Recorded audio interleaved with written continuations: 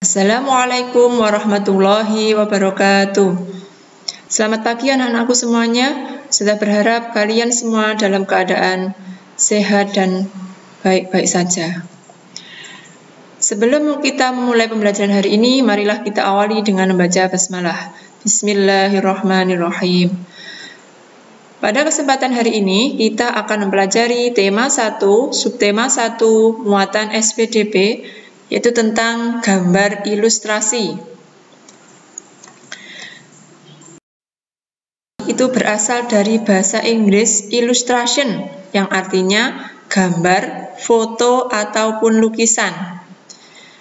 Nah, gambar ilustrasi itu adalah gambar yang menceritakan isi suatu teks, bacaan, ataupun keadaan. Kemudian gambar ilustrasi termasuk ke dalam cerita. Lalu apa tujuan dari gambar ilustrasi? Tujuan dari gambar ilustrasi adalah untuk memperjelas, memperindah, dan menerangkan isi atau informasi dari sebuah bacaan. Kemudian objek apa saja yang bisa untuk menjadikan gambar ilustrasi? Objek gambar ilustrasi itu dapat berupa gambar manusia, gambar hewan, gambar tumbuh-tumbuhan, maupun gambar benda di sekitar kita. Coba sekarang kalian bisa amati rangkaian gambar cerita berikut ini. Di situ ada gambar kelinci dengan ketiga anaknya yang sedang menyusu. Nah, di situ di bawahnya ada cerita seekor kelinci memiliki ketiga anak. Induk kelinci sangat menyayangi ketiga anaknya. Induk kelinci dengan sabar menunggu anaknya menyusu. Jadi, gambar itu mewakili dari bacaan yang ada di bawahnya.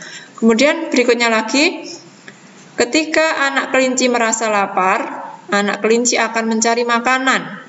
Wortel merupakan makanan kesukaan anak kelinci. Jadi gambar yang ada di atasnya pun juga mewakili dari bacaan yang ada tersebut. Kemudian setelah kenyang makan, anak kelinci bermain-main. Anak kelinci senang berlari-lari dan melompat. Kelinci bisa melompat karena memiliki organ gerak, yaitu keempat kakinya. Gambarnya pun juga mewakili dari bacaan tersebut. Nah, dari rangkaian gambar cerita ini adalah contoh dari rangkaian gambar cerita. Jadi gambarnya mewakili dari bacaan yang ada di bawahnya. Sekarang kita lanjutkan. Ilustrasi itu dibedakan menjadi dua. Ada ilustrasi cerita atau gambar cerita, seperti yang telah kita pelajari tadi. Nah, ilustrasi cerita itu adalah ilustrasi yang digunakan sebagai pengiring dalam cerita pendek, cerita bersambung, ataupun fabel yang terdapat pada buku, majalah, surat kabar, dan tabloid. Jadi gambarnya itu mewakili dari cerita yang ada, seperti yang kita pelajari tadi. Kemudian yang kedua, ada komik atau cerita bergambar. Komik atau cerita bergambar itu adalah kumpulan gambar ilustrasi yang tersusun berurutan dan terpadu menjadi jalinan cerita bersambung. Itu adalah komik atau cerita bergambar.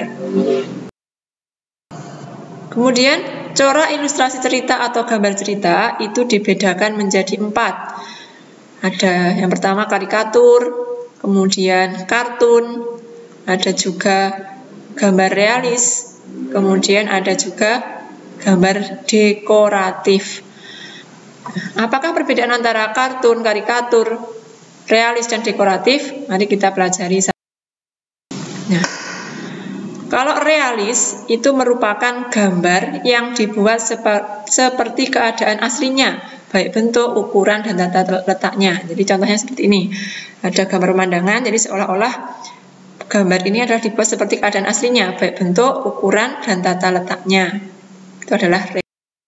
Kemudian jenis yang kedua ada karikatur. Itu gambar yang melebih-lebihkan atau mengubah dari objek aslinya.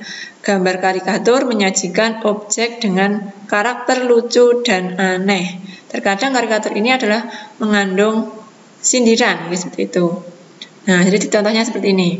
Jadi gambarnya dibuat berlebihan, ya, dilebih-lebihkan atau mengubah dari objek. Kemudian yang ketiga ada gambar kartun, mungkin yang sudah asing lagi ya. Kartun merupakan gambar yang berfungsi untuk menghibur dan berisikan humor. Gambar kartun dapat berupa tokoh binatang ataupun manusia. Ini contohnya ada gambarnya kartun Nusa dan Rara. Ada gambar dekoratif, ya. Itu gambar yang disajikan dengan mengubah objek aslinya, namun tanpa menghilangkan ciri-ciri khasnya. Nah, ini biasanya seperti yang sering dipajang di dalam rumah yang buat hiasan dinding. Itu adalah contoh gambar dekoratif. Jadi gambar disajikan dengan mengubah objek aslinya namun tanpa menghilangkan ciri-ciri khasnya. Contohnya seperti itu. Bagaimana langkah-langkah dalam membuat gambar ilustrasi? Ada beberapa langkah yang dapat kita lakukan untuk membuat gambar ilustrasi. Jadi yang pertama kali kita lakukan adalah menentukan gagasan atau ide pertama sebelum kita membuat sketsa gambar dan bersumber dari sebuah bacaan. Jadi ketika kita membaca sebuah bacaan, kemudian di situ kita menemukan ide. Nah, sebelum kita membuat sketsa, kita menentukan gagasannya terlebih dahulu. Jadi gagasan itu adalah ide pertama sebelum kita membuat sketsa gambar dan bersumber dari bacaan. Kemudian langkah yang kedua, setelah kita menentukan gagasan, yang kedua adalah sketsa, yaitu rancangan gambar yang dibuat sesuai dengan gagasan. Jadi sketsa ini adalah rancangan gambar yang kita buat sesuai dengan gagasan yang kita miliki. Kita mau membuat gambar apa? Nah, gambar apa tadi bersumber dari sebuah bacaan yang kita baca. Kemudian yang ketiga, pewarnaan. Setelah selesai membuat sketsanya, kita dapat mewarnai gambar kita dengan bisa menggunakan cat air, cat minyak, pensil warna, spidol, dan lain. Kemudian media gambar yang biasa digunakan untuk menggambar itu ada dua, media alas gambar. Itu media atau tempat untuk menuangkan gambar seperti kanvas, bisa kain, kertas, ataupun kaca dan komputer.